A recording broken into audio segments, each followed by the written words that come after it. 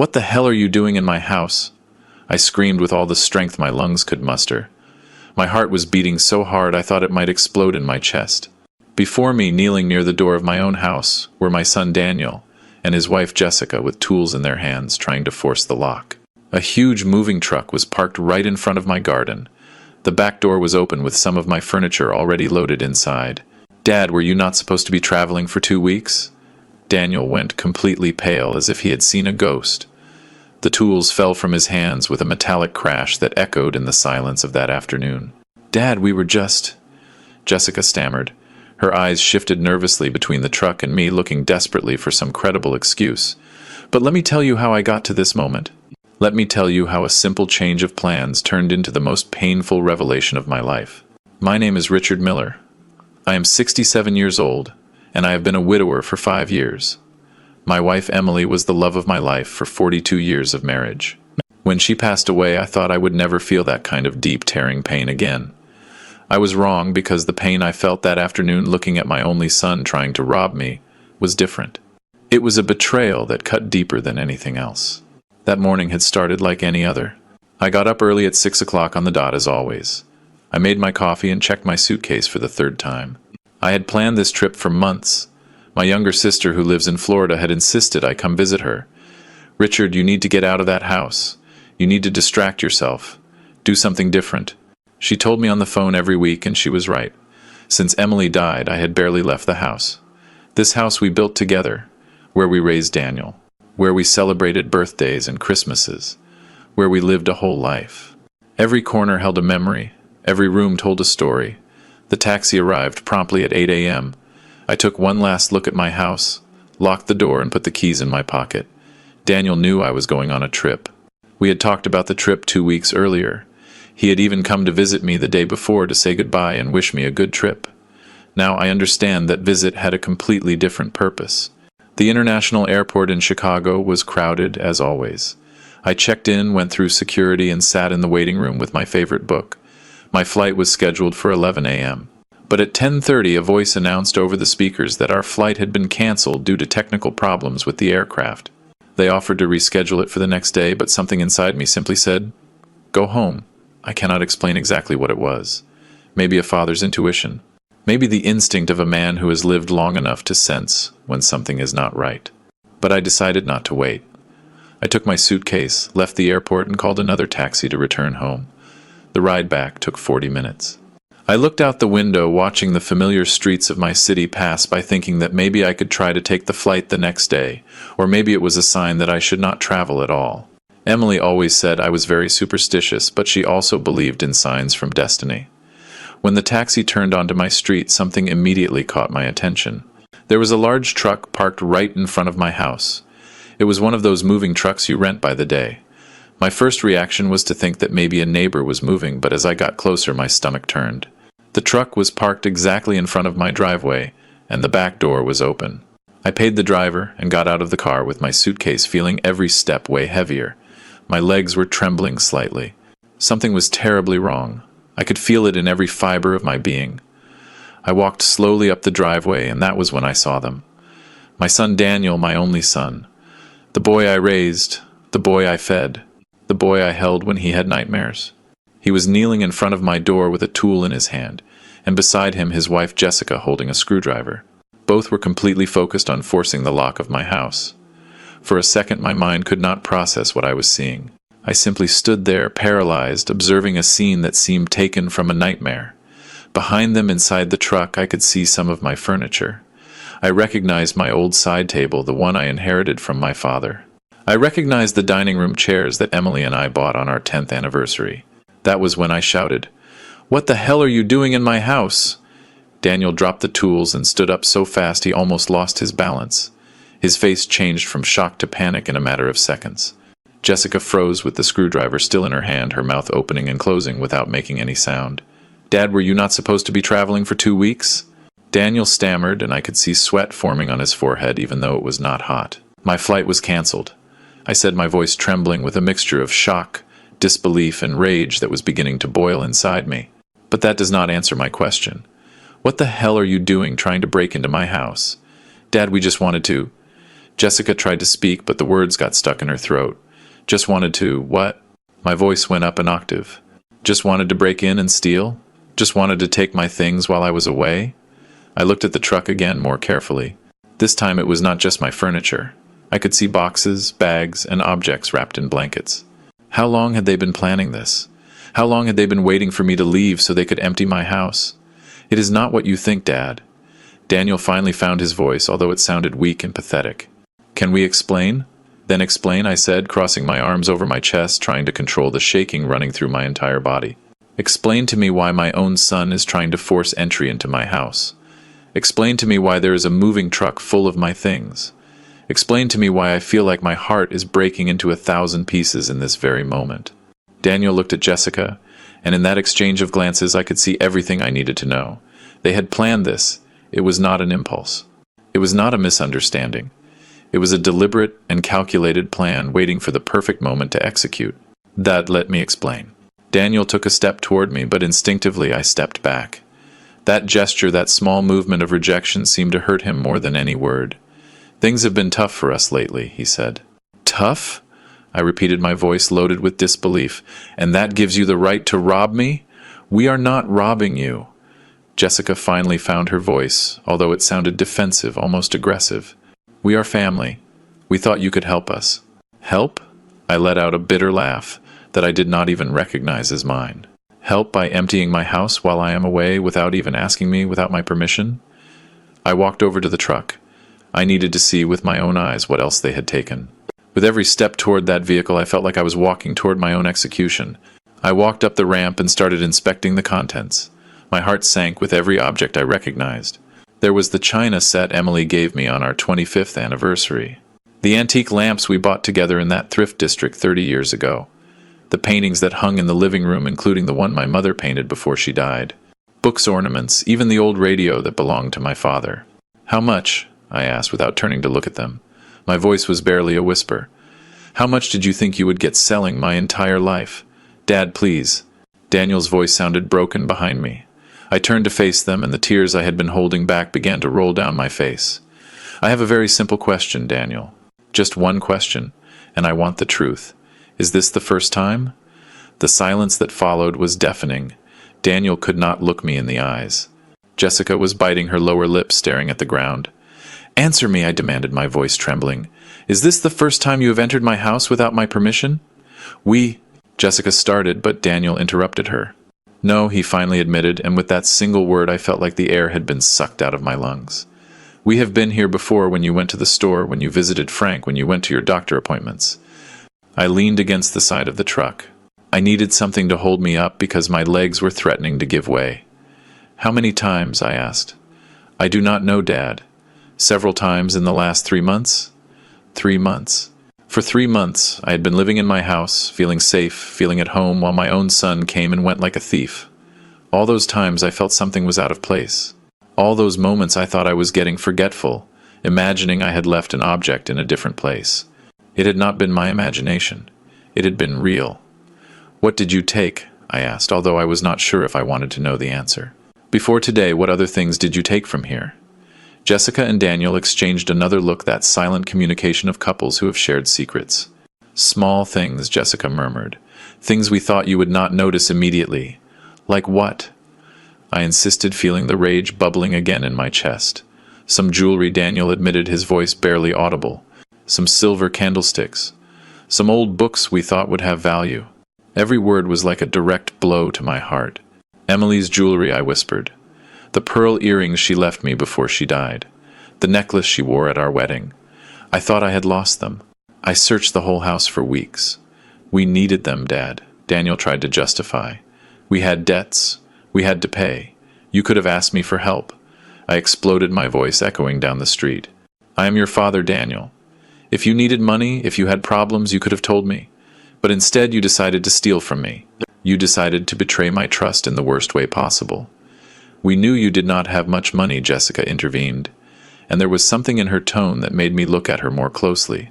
You always say your pension barely covers the basics, that you have to watch every dollar, and that gives you the right to decide for me? I shouted. Does that give you the right to enter my house like thieves and take whatever you want? I got down from the truck and walked to the door of my house. I needed to go inside.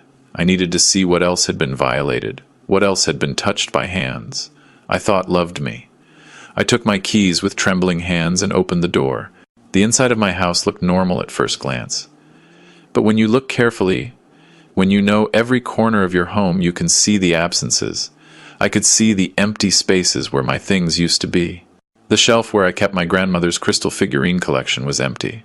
The cabinet where Emily kept her antique watch collection had its doors open and the shelves bare.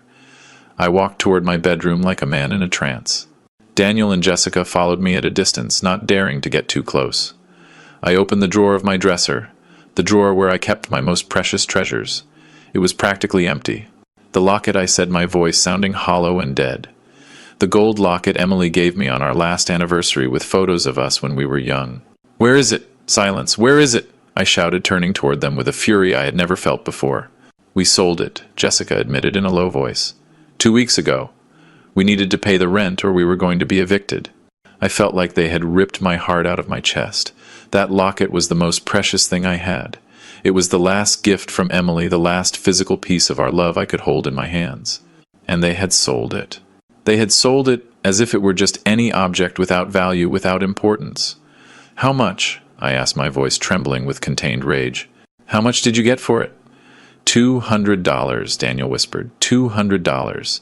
They sold 42 years of marriage, of memories of love, for $200 miserable dollars. I sat on the edge of my bed because if I did not, I knew I would collapse completely. Tears were falling freely now, and I did not try to stop them. Daniel approached, tried to put his hand on my shoulder, but I pulled away violently. "Do not touch me," I said with an icy voice. "Do not you dare touch me." "Dad, I am so sorry," Daniel sobbed. "We did not want it to come to this. We thought if you were gone for 2 weeks, we could take enough things to solve our problems and you would never have to know." "And then what, Daniel?" I asked, looking him directly in the eyes. "Then what? When I returned from my trip and noticed my house was empty, what would you tell me? That there was a robbery? You would lie to my face while I cried over the loss of everything I loved." He did not answer because there was no answer that could justify what they had done. "Who else did you sell my things to?" I continued. I needed to know everything. I needed to know the full magnitude of this betrayal. "Where are Emily's jewels, the watches, the crystal collection from my grandmother?"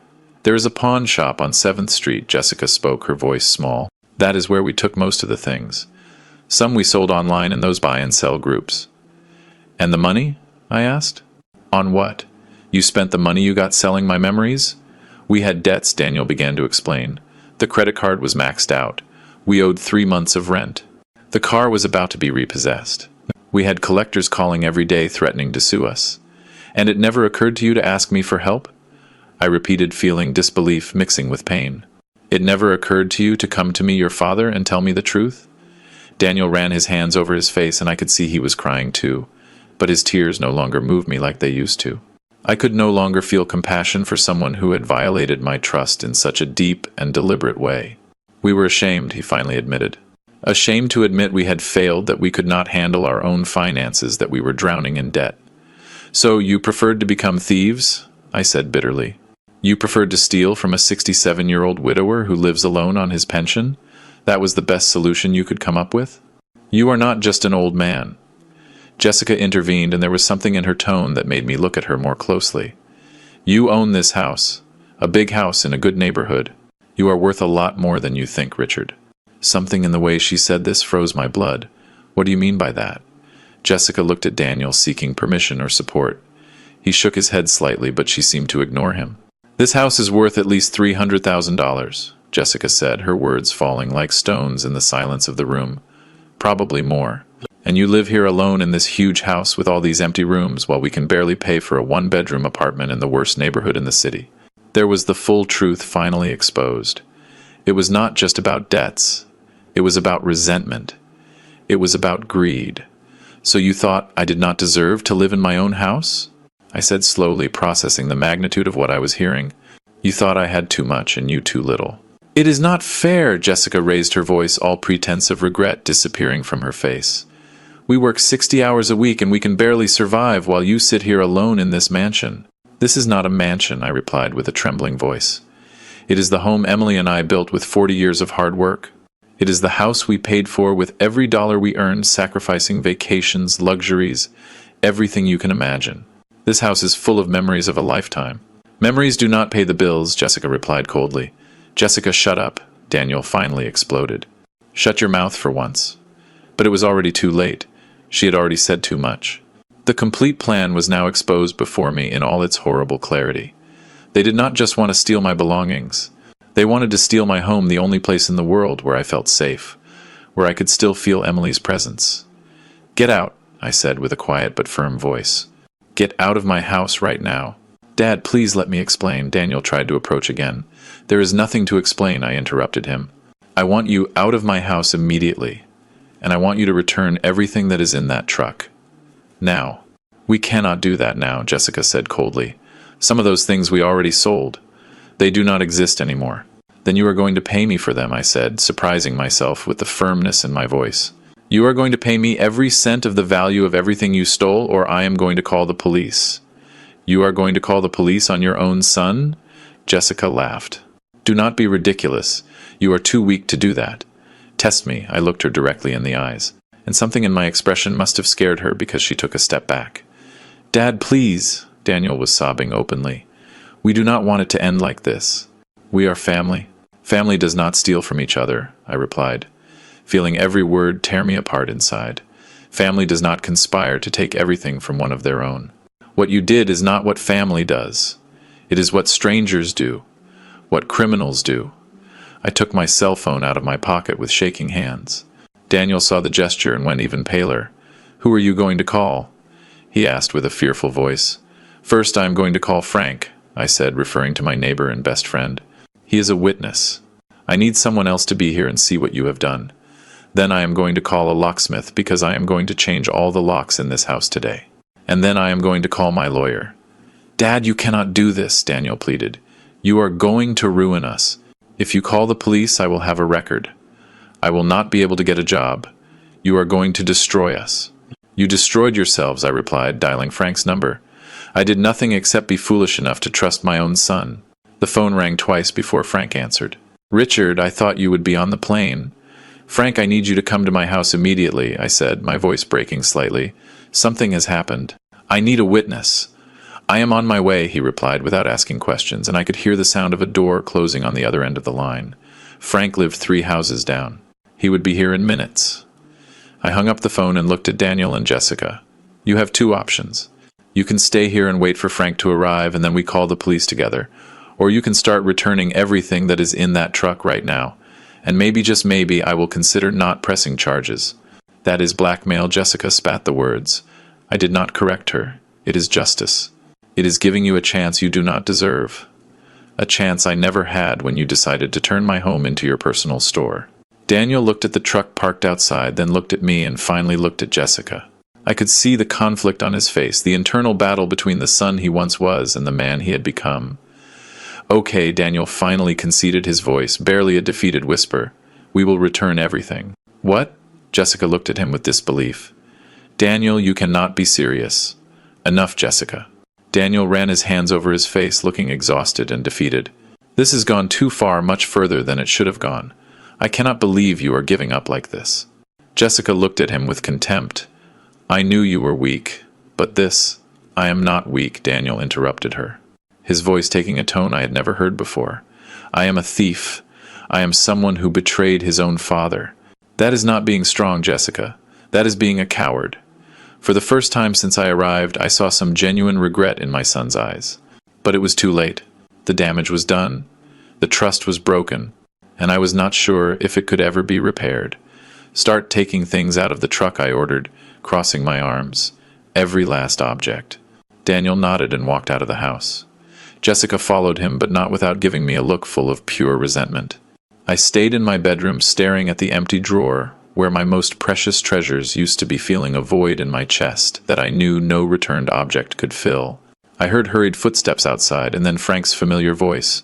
Richard, where are you? Here in my bedroom, I shouted. Frank appeared in the doorway, breathless from running. He was a man my age, 65 years old, with short gray hair and sharp eyes that missed nothing. He had been my neighbor for 20 years and my best friend for 15. What happened? He asked. And then, my God, is that Daniel out there? His eyes went wide with surprise seeing my son and his wife unloading furniture from the truck. "What is going on?" I told him everything. Every painful detail. Every devastating confession. Frank listened in silence, his expression changing from surprise to disbelief and finally to indignation. "That ungrateful bastard," he growled when I finished. "That miserable wretch after everything you have done for him. I do not know what to do, Frank." I admitted, feeling the tears threatening to return. "He is my son. My only son. How can I turn him in? How can I call the police and ruin his life? He ruined his own life." Frank put his hand on my shoulder. "And he almost ruined yours too, Richard. What they did is serious. It is not just theft. It is premeditated. It is systematic. They have been entering your house for months." "I know," I whispered. "I know all that, but he is still my son." "And you are still his father?" Frank replied firmly. "A father who deserves respect, love, and honesty. Not betrayal, not theft, not manipulation." We went out together and headed to the front of the house.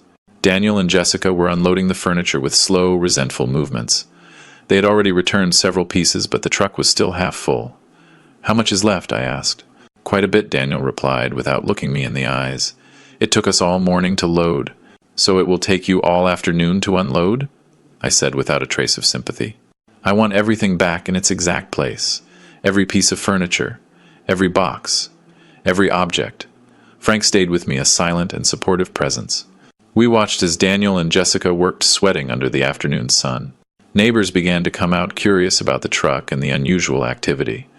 I could see the looks, the whispered conversations, the speculation. Mrs. Garcia from next door approached cautiously. "Richard, is everything okay? I thought you were traveling." "The trip was canceled," I replied briefly, not wanting to go into details. "Oh, what a shame. Well, if you need anything." She left the offer floating in the air before walking away, clearly sensing there was more to the story but not daring to ask directly. 2 hours passed. The sun was beginning to set on the horizon when the truck finally emptied. I went into the house to inspect with Frank, following closely behind. The furniture was back, but everything looked different. It was no longer my safe sanctuary. Now it was a place that had been violated, invaded, desecrated.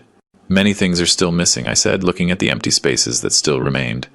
"The jewelry, the watches, the locket, the crystal collection. We sold them," Daniel admitted, entering behind us. "We cannot return them because we do not have them anymore." "Then you are going to give me a list," I said with a firm voice. "A complete list of everything you sold. Where you sold it, when and for how much. And you are going to pay me the real value of every object, not the misery you probably got at the pawn shop." "We do not have that money," Jessica protested. "We told you we are bankrupt." "Then you will get the money," I replied coldly. "You will get extra jobs, you will do whatever is necessary. But you will pay me every cent." "And if we cannot?" Jessica challenged me. "Then I will press charges," I said simply. "I have a witness now," I pointed to Frank. "I have evidence of attempted burglary. I have your confession recorded."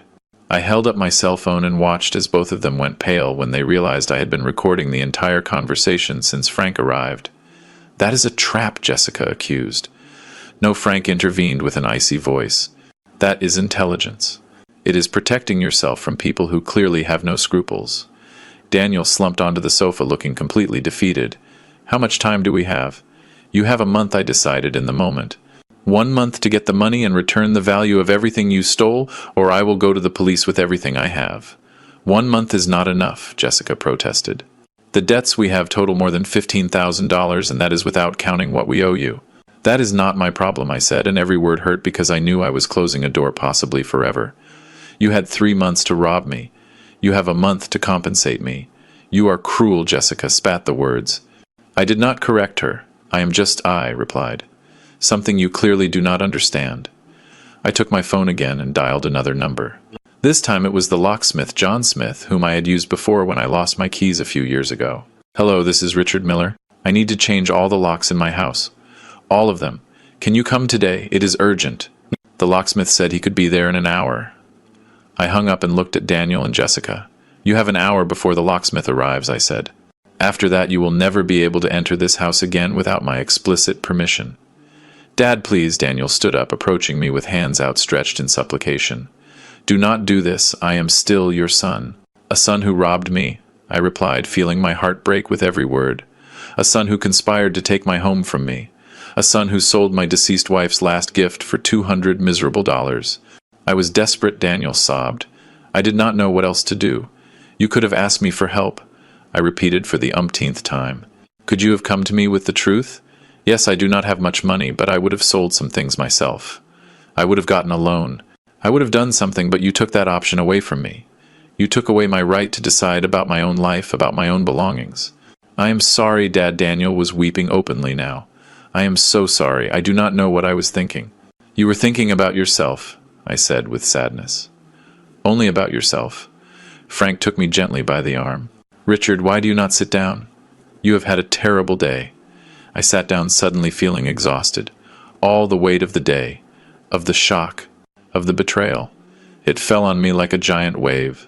I sat on my favorite sofa, the one Emily and I had bought together so many years ago, and closed my eyes. I heard Frank talking to Daniel and Jessica in a low but firm voice, making it clear he would stay there until they left. I heard the sound of traffic outside, the birds singing in the garden trees, all those everyday sounds that suddenly seemed to belong to another life, to another world where my son was not a thief. When I opened my eyes, the locksmith had already arrived. He was a middle-aged man named John who had worked on my house before. He greeted me with a kind smile that faded when he saw my expression and the tense atmosphere in the room. Mr. Richard, you said it was urgent, he commented, looking cautiously at Daniel and Jessica, who were sitting in silence on the other side of the room. Yes, I need you to change all the locks, I confirmed, getting up with effort. The front door, the back door, the garage door, all of them. All of them? John asked, surprised. That will cost around $400 with labor. It does not matter, I said without hesitating. Do it. I saw Daniel flinch at the mention of money. $400 I would have to spend, because I could no longer trust my own son. $400 to feel safe in my own home. John started working on the front door. The sound of his tools filled the uncomfortable silence that had settled in the house. Frank made coffee in the kitchen without asking permission, and brought me a cup with 2 teaspoons of sugar, exactly how I liked it. Drink, he ordered gently. You have had a tremendous shock. I took the cup with shaking hands and drank. The hot liquid comforted me a little, although nothing could really warm the cold I felt in my heart. Daniel approached again, moving with the caution of someone approaching a wounded animal. Dad, about the power of attorney, Jessica mentioned. I will revoke it tomorrow. I interrupted him before he could continue. I will go to my lawyer and make sure you do not have any kind of legal authority over my affairs. None. Dad, please, he tried to explain. It was not my intention to misuse that. It was Jessica who suggested we could. Do not blame your wife, I cut him off again. You made the decision. You entered my house. You took my things. You sold your mother's locket. Those were your decisions, Daniel. Yours. But she pressured me, he insisted. She said you were selfish, that you had too much while we suffered. She convinced me we were doing the right thing. And you believed her? I asked with disbelief. Did you really believe stealing from your widowed father was the right thing? Daniel did not answer, but his silence was answer enough. Jessica stood up abruptly. I am not going to stay here listening to how I get blamed for everything. Daniel is an adult. He made his own decisions. You are right, I agreed, surprising her. He is an adult. An adult who made terrible decisions. But you encouraged him. You manipulated him. You pushed him to betray his own father. I did not manipulate him, Jessica protested. I only opened his eyes to reality. The reality that his father lives like a king while his son can barely pay rent. Like a king, I repeated, feeling the rage bubbling again in my chest. Living like a king. I cook my own meals because I cannot afford to eat out. I wear the same clothes for years because I cannot buy new ones. I clip coupons and wait for sales to buy groceries. Is that living like a king? You have a $300,000 house, Jessica replied. A house I paid for over 30 years with the sweat of my brow, and my wife's, I replied with a trembling voice. A house I do not plan to sell or mortgage because it is the only thing I have left of my life with Emily. It is my home, my sanctuary, my refuge. It is a wasted investment, Jessica said coldly. For you, maybe, I said. For me, it is my life. John finished with the first lock and started on the back door. Every sound of his work was like a nail in the coffin. Every new lock was another barrier between us. What happens now? Daniel asked with a small voice. Are you simply going to cut us out of your life? I do not know, I admitted honestly. I need time. I need space. I need to process all of this. Time until when? he insisted. A week? A month? A year? I do not know, Daniel, I repeated, feeling the weariness down to my bones. I do not have the answers right now. I just know I cannot look at you without feeling this betrayal eating me up inside. We are your family, he said desperately. And you treated me worse than a stranger, I replied. You treated me like a target, like a source of easy money, not like a father, not like a person. Frank reappeared with more coffee. This time he also brought me water. Richard, do you want them to leave? I can ask them to wait outside while the locksmith finishes. I looked at Daniel and Jessica. My son looked destroyed with red and swollen eyes from crying so much. Jessica looked resentful but defeated, knowing she had lost this battle. Part of me wanted to kick them out immediately, never see them again. But another part, the part that was still a father despite everything, wanted to hug him and tell him everything would be okay. But I could not do that. Not yet. Maybe never. They can stay until the locksmith finishes, I decided. But afterwards I want them to leave and not come back without calling first. If you show up here unannounced, I will call the police. You would call the police on your own son? Daniel asked with disbelief. After today, I do not know what you are capable of, I replied with brutal honesty. So yes, I would call the police if I needed to protect myself. Those words seemed to hit him harder than anything else I had said. He sank back onto the sofa with his head in his hands, sobbing silently. John worked for another hour. He changed 3 locks in total and gave me a complete set of new keys. He also offered to install additional security locks, but I declined. I had already spent enough money for today. Mr. Richard, if you need to change the locks again or have any security problem, do not hesitate to call me, John said as he finished packing his tools. He gave me his card and a compassionate look that suggested he had understood more of the situation than I would have liked. I paid him in cash money I had saved for emergencies. I never imagined an emergency would be protecting myself from my own son. After John left, I turned to Daniel and Jessica. It is time for you to go. Daniel stood up slowly like a man walking toward his execution. Dad, can I at least give you a hug? Can I at least say goodbye properly? I looked at my son, the child I had raised, the baby I had held in my arms, the teenager I had helped with homework, the young man I had watched marry with hope and love, and I felt nothing, a void where unconditional love used to be. No, I said simply, right now I cannot bear for you to touch me. I saw the pain in his eyes, and a small, cruel part of me rejoiced. I wanted him to feel even a fraction of the pain I was feeling. I understand, Daniel whispered. Dad, I am sorry, I am so sorry for all of this. I know these words mean nothing now, but I say them anyway. You are right, I said with a hollow voice. They mean nothing. Jessica said nothing. She simply took her purse and walked toward the door. Daniel followed her, after one last look toward me, a look full of regret and desperation. Remember, I said before they left, you have a month, 1 month to get the money and return what you stole. Otherwise, I go to the police with everything. We will get it, Daniel promised, although his voice lacked conviction. And then they left. I heard the sound of footsteps walking away, the engine of the moving truck starting, the vehicle driving away down the street.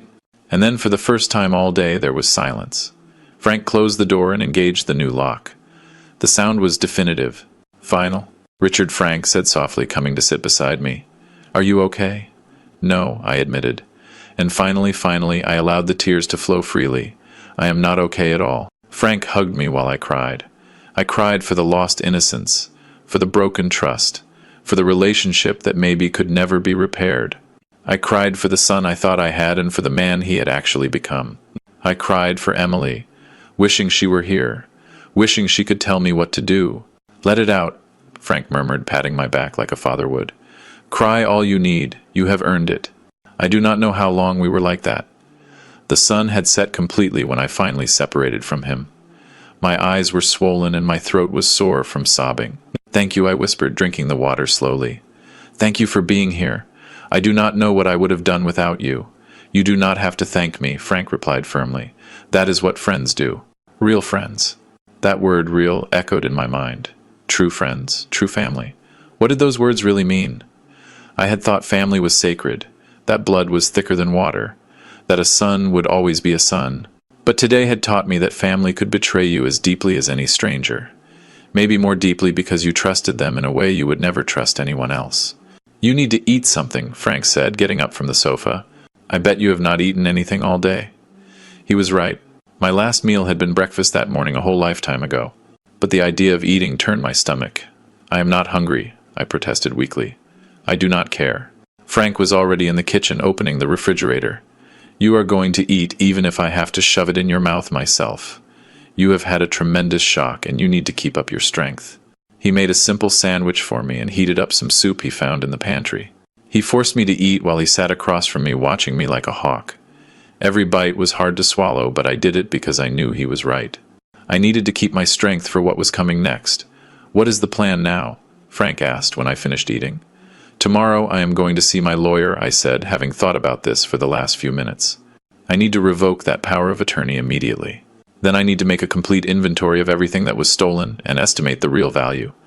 "Can I help you with that?" Frank offered. "I have a good memory for details.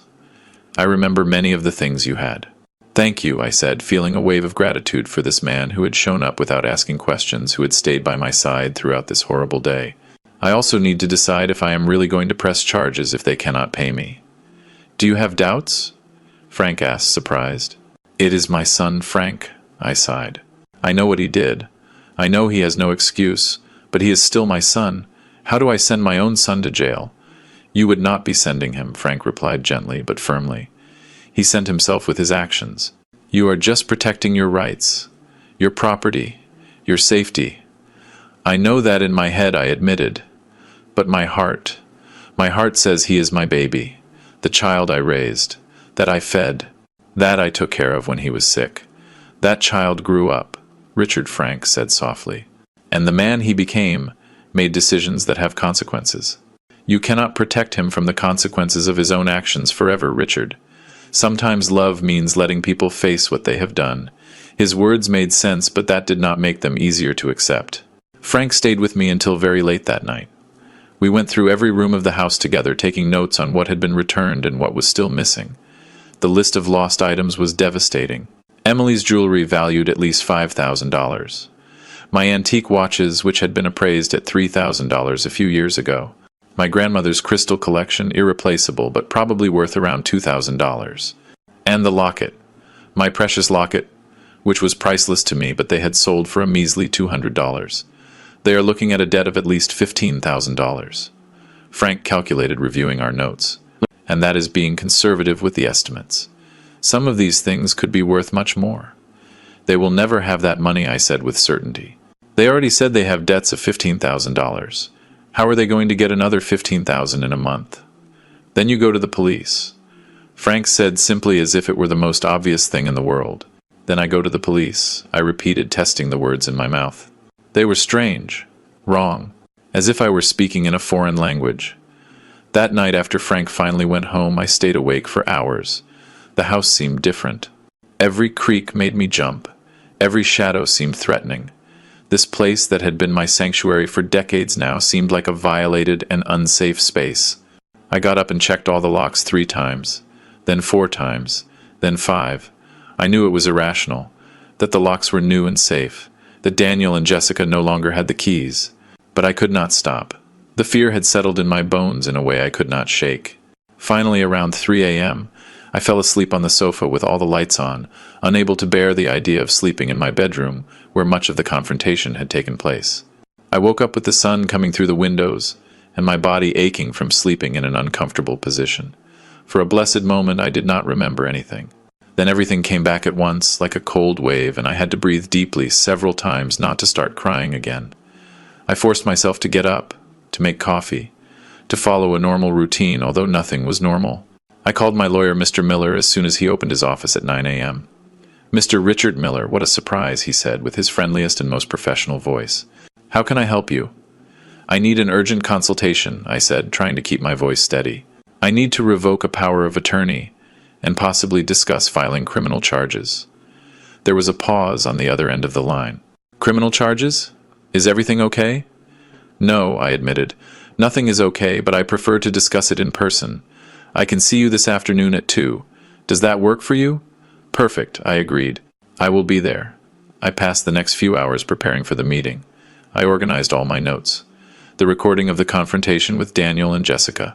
The photos I had taken of the moving truck and the objects being returned. Frank was right about being meticulous with documentation. If this was going to end with the police, I needed solid evidence.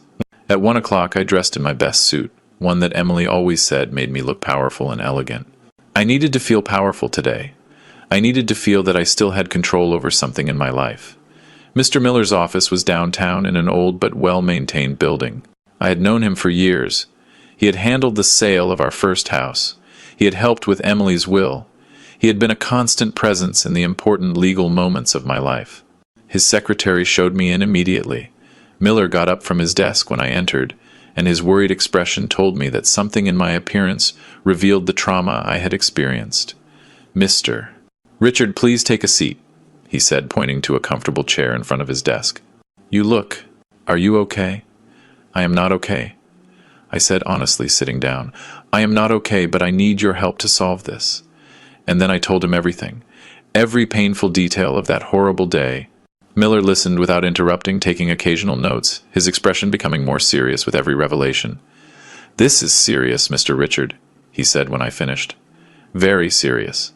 We are talking about theft, possible forgery of documents, conspiracy. Your son could face years in prison." "I know," I whispered.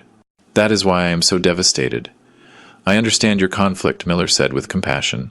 "He is your son, but you also need to protect yourself. First, let us revoke that power of attorney immediately. I can prepare the documents today."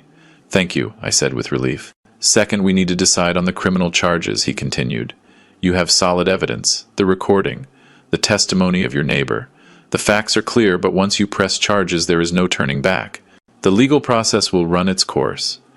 I gave them a month, I explained. 1 month to return the value of what they stole. Miller nodded thoughtfully, clasping his hands on his desk. 1 month is reasonable considering the circumstances, but we need to formalize this. It cannot just be a verbal agreement. We need a legal document that clearly establishes the terms. "What kind of document?" I asked, relieved to have someone who knew how to handle this professionally. "I will prepare a restitution agreement," Miller explained. "In it, we will detail every stolen object, its estimated value, and the total amount they must return. We will also include a specific deadline, 30 days from signing, and the consequences if they do not comply, which would be the immediate filing of criminal charges." "Would they have to sign it?" I asked. "Yes," he confirmed. "And would we need them to do it in front of a notary? That makes it legally binding. If they do not sign well, that in itself would be an admission that they know they did something wrong and are not willing to amend it." "And if they sign but do not pay?" My voice trembled slightly. "Then you have a legal document proving they admitted to the theft and agreed to restitution," Miller said firmly. "That makes filing a complaint much simpler. Basically, they would be condemning themselves." I nodded slowly, processing everything. "How long will it take you to prepare this document?" "I can have it ready tomorrow morning," he replied. "I will also include a clause prohibiting any unsolicited contact with you or entry to your property without your explicit written consent. Basically, a civil restraining order." "Thank you, Gilberto," I said, feeling for the first time since yesterday that someone was on my side protecting me. I kept his name Gilberto in my head, but addressed him as Mr. Miller professionally. "I do not know what I would do without your help." "That is what I am here for," he replied with a kind smile. "Now let us talk about the power of attorney. Do you have the original document?" I took the document out of my bag. I had kept it in my safe at home along with other important papers. Miller reviewed it carefully, frowning as he read. "This power is quite broad," he commented with concern. "More than it should be for a temporary post-surgery power." "Who drafted this?" "A lawyer Daniel recommended," I admitted, feeling a new weight in my stomach. "He said he was a friend of his, that he would give us a good price." Mr. Richard Miller looked at me seriously. "This document gives your son authority over virtually all your financial and legal affairs. With this, theoretically, he could sell your house, empty your bank accounts, obtain loans in your name. Do you realize how dangerous this is?" I felt like I had been hit. But the lawyer said it was standard, that it was what was necessary to handle my accounts while I recovered. "He lied to you," Miller said bluntly. "Either he was incompetent or he did it intentionally." I suspect it was the latter. "Do you remember his name?" I gave him the name and saw Miller's expression darken even more. "I know that." "Man," he said with disgust. "He has had several complaints before the Bar Association. Put it this way, I would not be surprised if he intentionally collaborated with your son on this." "Do you mean Daniel planned this 2 years ago?" The magnitude of the betrayal continued to grow. "It is possible," Miller said carefully. "Or maybe he just wanted to have the option as a precaution. Either way, this power of attorney should have been revoked a long time ago. The fact that your son never suggested this is telling." I left Miller's office 2 hours later with a clear plan, but with an even heavier heart. The power of attorney would be officially revoked the next day. The restitution agreement would be ready in 48 hours. And if Daniel and Jessica did not comply, I would have everything needed to press charges that could send them to prison. When I got home, I found Frank waiting for me in his garden. He approached immediately when he saw me get out of the taxi. "How was it?" he asked with concern. "It is under control," I replied wearily. "Miller is preparing everything." But I discovered something worse, Frank. The power of attorney I gave Daniel 2 years ago was much broader than it should have been. Basically, it gave him complete control over my financial life. Frank paled. "My God, Richard. That means he could have. Could he have sold my house without my knowledge?" I finished the sentence for him. Could he have emptied my accounts? Could he have done anything? And the lawyer who drafted the document is known for working in gray areas of the law. Then Daniel planned this 2 years ago. Frank said what we were both thinking. Or at least he made sure he had the necessary tools when the time came. I nodded. That night I slept poorly again. Nightmares haunted me. I dreamed I came home and found it completely empty. I dreamed I opened my drawers, and everything had disappeared. I dreamed of Daniel's face, but it was that of a stranger, someone I had never really known. I woke up at 5 a.m. soaked in sweat with my heart racing. I could not go back to sleep. I got up, made coffee, and sat in the kitchen watching the sun rise through the window. My phone rang around 7. It was an unknown number. I hesitated before answering, but finally did. "Dad," it was Daniel's voice, broken and desperate. "Please do not hang up." I should have hung up. I should have ended the call immediately, but something in his voice stopped me. "What do you want, Daniel?" I asked with a tired voice. "I need to talk to you," he said quickly, as if fearing I was going to hang up at any moment. "Please just give me 5 minutes. 5 minutes to explain something." "You already explained enough the other day," I replied coldly. "No, I did not explain," he insisted. "There are things I did not tell you. Things you need to know." "More lies?" I asked bitterly. "No, the truth. The complete truth I should have told you months ago." I sighed deeply. Against my better judgment, against all the warnings in my head, I said, "You have 5 minutes. Speak." I heard him breathe deeply on the other end of the line. "I lost my job 8 months ago, not 3 months like I told you. 8 months ago I was fired due to company restructuring." My hand tightened on the phone. "And why did you not tell me?" "Shame," he admitted. "Pure shame. You had always been so proud of me. Of my career. Of how well I was doing. I could not bear to tell you I had failed. Losing a job is not failing, Daniel," I said, feeling a mixture of frustration and pain. "It is something that happens to people. You could have told me. I know. I know now." His voice was trembling, but at that moment I could only think about how I was going to disappoint you. So I lied. "I told you everything was fine. That work was great. That we were fine financially. While you were sinking in debt," I said, beginning to understand the full picture. "Yes," he confirmed. "We used credit cards to maintain an appearance of normality, to pay rent, to buy food, so it seemed like everything was fine when I came to visit you. And then the debts grew so much you could not even make the minimum payments? And that was when Jessica started talking about you," said Daniel. "About how you lived alone in that big house? About how you had all those old things that were worth money? At first I ignored it, but the debts kept growing. Collectors would not stop calling. We were about to be evicted. And then you decided your father was the easy solution? I finished for him. It was not like that he protested weakly. Or maybe it was? I do not know anymore, Dad. My head was so confused. I was so desperate. Jessica kept saying we would only take a few things. Things you would not notice immediately. Just enough to get out of the hole." "And the locket?" I asked, my voice breaking. "Was that just getting out of the hole?" Silence on the other end of the line then, with a barely audible voice. "We needed to pay rent. We were going to be thrown out on the street that same day. The locket was the most valuable thing we could find quickly. Dad, I am so sorry. If I could turn back time." "But you cannot," I interrupted him. "You cannot turn back time, Daniel. You cannot undo what you did. You cannot give me back the trust you broke." I know Daniel sobbed on the other end of the line. "I know, and it is killing me. Every time I close my eyes, I see your face. That expression when you discovered us. I had never seen so much pain in your eyes, Dad, and knowing I caused that pain. Why did you call me Daniel? I asked, interrupting his monologue of self-pity. What is it that you really want? I want you to know that Jessica and I are separating, he said, and those words took me completely by surprise. What? That was all I could say. After we left your house the other day, we had the most horrible fight of our marriage, he explained. The worst. I told her we never should have done what we did, that it was unforgivable. She said I was weak, that I was pathetic for feeling guilty. She said you had more than you needed, and there was nothing wrong with taking what was rightfully ours. What was rightfully ours, I repeated with disbelief. Nothing in my house belonged to you, Daniel. Exactly what I told her, he continued. And she insisted we were family. That family shares everything, that your house practically should be ours too. That was when I realized something terrible, Dad. What? I asked. That she never really loved me. His voice broke completely. She loved me for what I could give her, for the security I provided, for future possibilities. And when I lost my job and could no longer maintain that image, she started looking for other ways to get what she wanted. And I was stupid and desperate enough to play her game.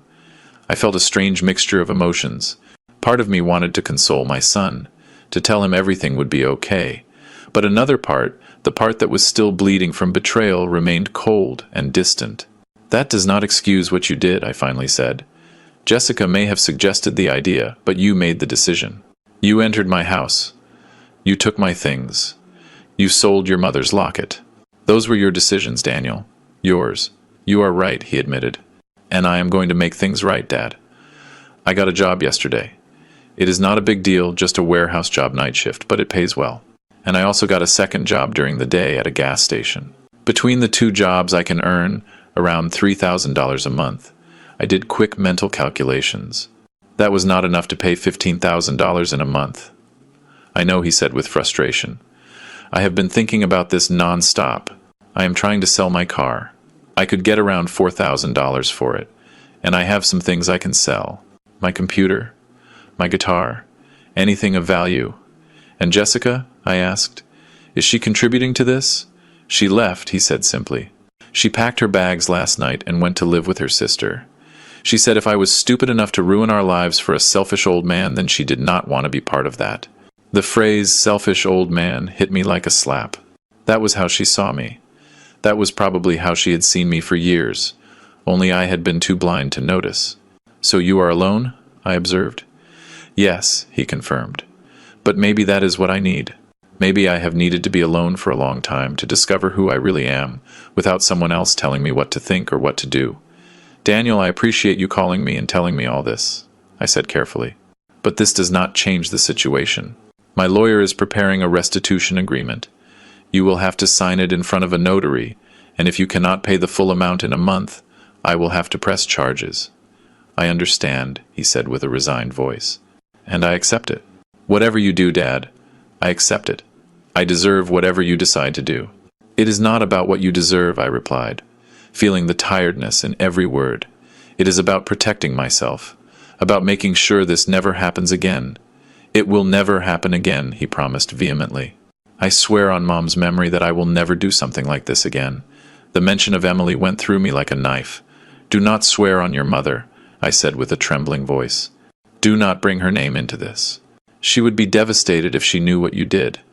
I know, Daniel sobbed, and that is what hurts me the most, knowing I not only disappointed my father but also my mother's memory. We ended the call shortly after. There was not much else to say. Daniel promised to be available to sign the agreement when it was ready. I promised him nothing. I could not promise forgiveness. I could not promise a repaired relationship. I could only promise that I would think about everything he had said. 2 days later, Miller called me to say the agreement was ready.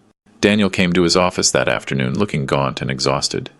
He had dark circles under his eyes like he had not slept in days. He had lost weight. His clothes fit him loosely. "Hello, Dad," he said when he saw me. His voice was barely a whisper. "Daniel," I replied with a brief nod. Miller had us sit down and explain the terms of the agreement. Daniel listened in silence, nodding occasionally. When Miller finished, Daniel signed without asking questions, without trying to negotiate. His signature trembled slightly on the paper. "I understand I probably will not be able to pay everything in a month," he said after signing. But I want you to know I am going to try with everything I have, and if I cannot, I will accept the consequences. I am not going to run. I am not going to hide. I will face what I did. I nodded, not trusting my voice to speak. Seeing him like that, so broken and defeated, broke my heart. Despite everything, he was still my son. That part would never change, no matter what he had done. The following weeks were the hardest of my life. Every day I woke up feeling the weight of the decision I would have to make. Daniel called me weekly to report his progress. He had sold his car for $4,000. He had sold his computer, his guitar, his television, everything of value he had. He had gotten a third job on weekends. He was working almost 80 hours a week, barely sleeping. I have managed to gather $8,000, he informed me in the third week. I know it is not enough, but I am trying, Dad. I promise you I am trying. Frank came to visit me every day. He brought food, forced me to go for walks, kept me sane. One afternoon while we drank tea in my living room, he asked me the question I had been avoiding. "What are you going to do when the month is up?" he asked directly. "I do not know," I admitted. "Honestly, I do not know, Frank. I see how hard he is working. I see he is truly sorry. But that does not change what he did." "No, it does not change it," Frank agreed. "But you have to decide what is more important to you, justice or family." "Why can I not have both?" I asked with frustration. "Maybe you can," Frank observed thoughtfully. "But probably not in the way you expect. Justice does not always come from courts, Richard. Sometimes it comes in other forms." His words gave me a lot to think about. I spent nights awake, struggling with my conscience. I thought about Emily, about what she would advise me to do. She had always been softer than me, more forgiving, but she had also been firm with boundaries and consequences. 1 week before the deadline expired, Daniel appeared at my door. He had called first, asking permission to visit me. When I opened the door, I almost did not recognize him. He had lost at least 30 pounds. His face was gaunt with deep lines of fatigue and stress. "Come in," I said, making room for him. He entered cautiously, like a scared animal. He sat on the edge of the sofa with his hands clasped between his knees. "I have $10,000, he said without preamble. "I know it is not enough. I am short 5,000. I tried everything, Dad. I worked until I thought I was going to pass out. I sold everything I owned. I even tried to get a loan, but without a steady job and with my credit history ruined, no bank would give me anything." "Daniel," I began, but he raised his hand. "Let me finish, please," he pleaded. "I know the agreement says if I do not pay the full amount, you will press charges, and I understand that. I accept it. But before you do, I need to tell you something." "I am listening," I said softly.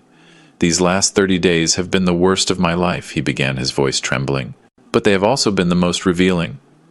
Working all these jobs, living with almost nothing, having time to think about what I did, about who I had become. I realized something, Dad."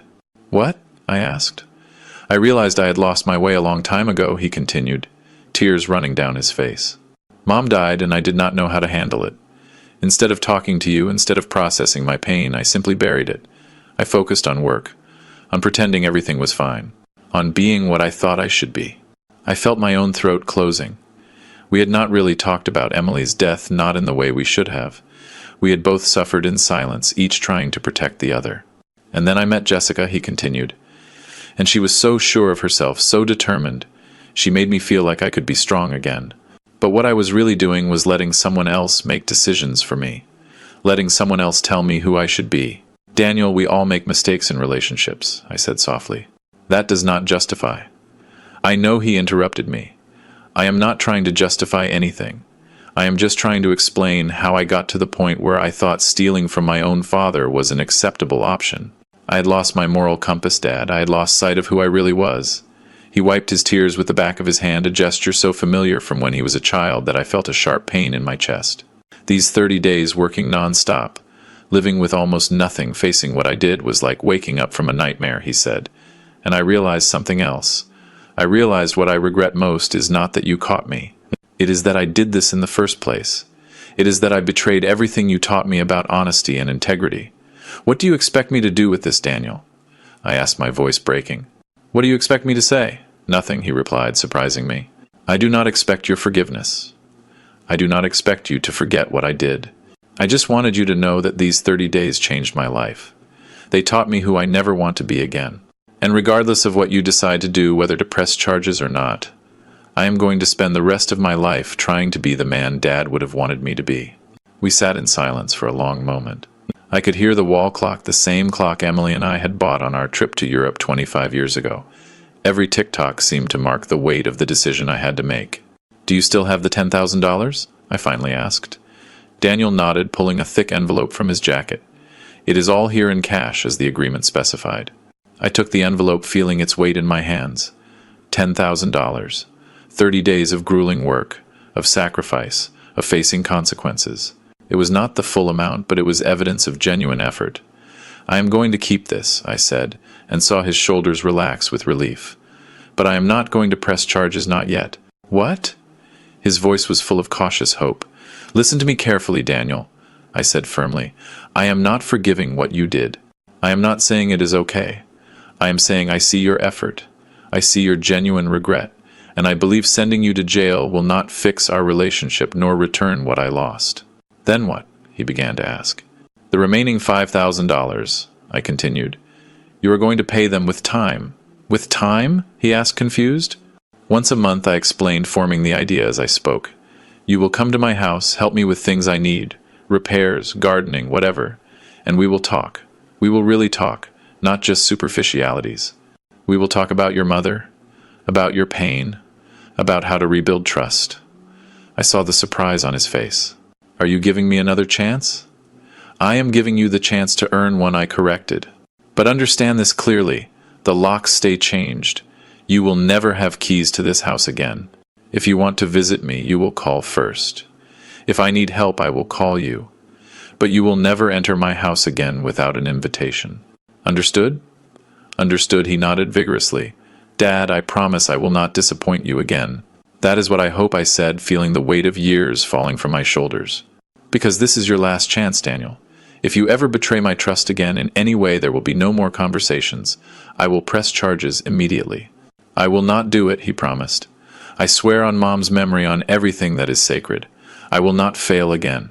This time, when he mentioned Emily, it did not hurt as much because I could see my wife approving this decision. She had always believed in second chances. She had always believed in redemption. But she had also believed in consequences and clear boundaries. Daniel stayed a little longer. We drank coffee together, something we had not done in months.